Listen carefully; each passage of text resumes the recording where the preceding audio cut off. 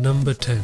Daniel Cormier was scheduled to face Jon Jones in a title unification bout at UFC 200. Just 2 days before the event, Jon Jones was pulled from his title fight due to testing positive for banned substances. Anderson Silva stepped in to replace Jon Jones and would now face Daniel Cormier in a 3-round light heavyweight bout. Daniel Cormier was struggling to make the weight and even requested Anderson Silva to allow him to weigh in over 205 pounds, but Anderson Silva declined. When Daniel Cormier stepped on the scales, you could tell that he had a brutal weight cut as he looked drained out. He officially weighed in at 206 pounds and went on to defeat Anderson Silva by a unanimous decision.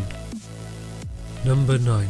After suffering 3 straight losses in the UFC lightweight division, Anthony Pettis made the drop down to the UFC featherweight division and was scheduled to face submission specialist Charles Oliveira at UFC on Fox 21. When Anthony Pettis hit the scales, he looked drained out and it seems as though he had a very tough weight cut. In the fight, he submitted Charles Oliveira by a guillotine choke in the 3rd round. He was next scheduled to face Max Holloway for the interim UFC featherweight title at UFC 206. When he hit the scales, he weighed in at 148 pounds, missing the 145 pound limit. You could see that he had a brutal weight cut, which showed in the fight, as he didn't fight like he normally would and was eventually finished for the first time ever in his career by TKO in the 3rd round.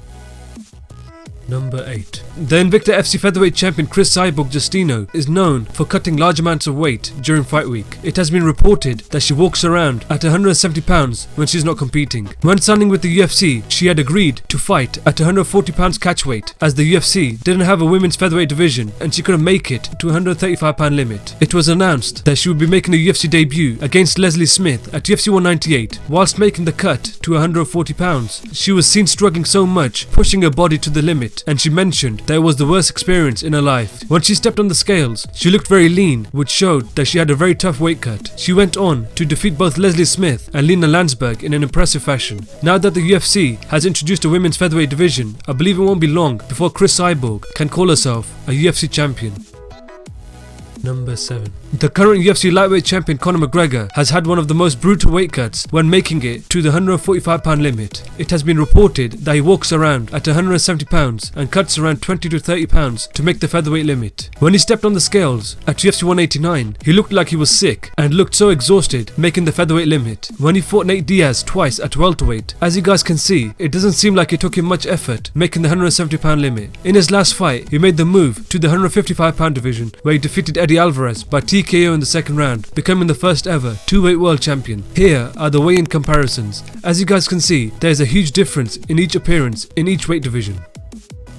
Number 6. Demian Maia was scheduled to face Michael Bisping at UFC on Fox 2 after Mark Munoz was forced to pull out of his fight with Chael Sonnen due to injury. Michael Bisping was pulled from his fight with Demian Maia and faced Chael Sonnen. Chris Weidman saw this opportunity and offered to step in on 10 days notice, where he had to cut 32 pounds to make the 185 pound weight limit. He struggled so much whilst cutting the weight, almost blacking out. He mentioned that he had 2 people pull him in and out of the sauna as he had no energy left. He refused to quit and made it to the fight, where he won by a unanimous decision.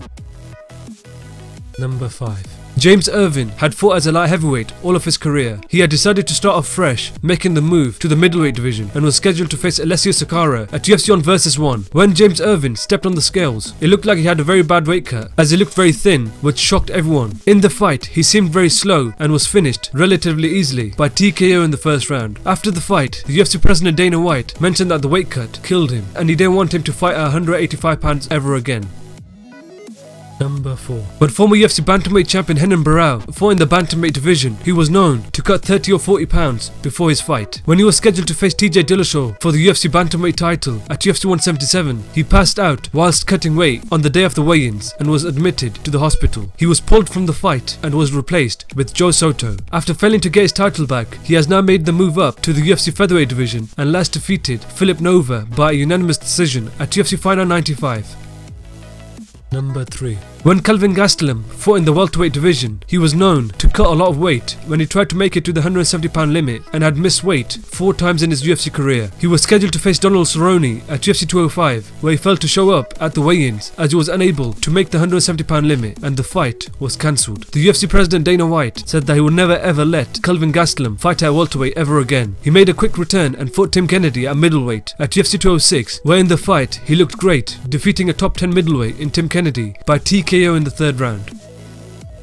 Number 2. Johny Hendricks was seen having issues making the 170 pound limit and had missed weight 3 times in his UFC career. He most notably missed weight when he faced Robbie Lawler for the vacant UFC welterweight title at UFC 171. When he stepped on the scale, he weighed in at 171.5 pounds and made the weight on his second attempt. After losing his welterweight title, the troubles of making weight got worse for him as he was forced to pull out of his fight against Tyron Woodley after suffering an intestinal blockage whilst cutting weight. He next lost 3 fights in a row, missing weight another 2 times. He recently made the move up to the middleweight division and successfully defeated Hector Lombard by a unanimous decision at UFC Fight Night 105.